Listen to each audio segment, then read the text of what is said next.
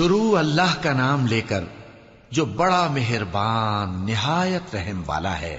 اے نبی صلی اللہ علیہ وآلہ وسلم، اپنے پروردگار کا نام لے کر پڑھو جس نے تمام کائنات کو پیدا کیا، جس نے انسان کو خون کی پھٹکی سے بنایا۔ پڑھو، اور تمہارا پروردگار بڑا کریم ہے، جس نے قلم کے ذریعے سے علم سکھایا اور انسان کو وہ باتیں سکھائیں جن کا اس کو علم نہ تھا، مگر انسان سرکش ہو جاتا ہے اس بنا پر کہ وہ اپنے آپ کو بے نیاز سمجھتا ہے۔ کچھ شک نہیں کہ سب کو تمہارے پروردگار ہی کی طرف لوٹ کر جانا ہے۔ کیا تم نے اس شخص کو دیکھا جو منع کرتا ہے، یعنی ایک بندے کو جب وہ نماز پڑھنے لگتا ہے؟ بھلا دیکھو تو اگر یہ راہ راست پر ہو یا پرہیزگاری کا حکم کرے تو منع کرنا کیسا؟ تو اس کا انجام کیا ہوگا؟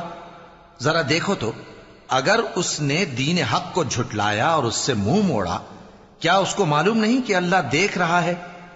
دیکھو، اگر وہ باز نہ آئے گا تو ہم اس کی پیشانی کے بال پکڑ کر گھسیٹیں گے، یعنی اس جھوٹے خطاکار کی پیشانی کے بال، تو وہ اپنے یاران مجلس کو بلا لے، ہم بھی دوزخ کے فرشتوں کو بلائیں گے۔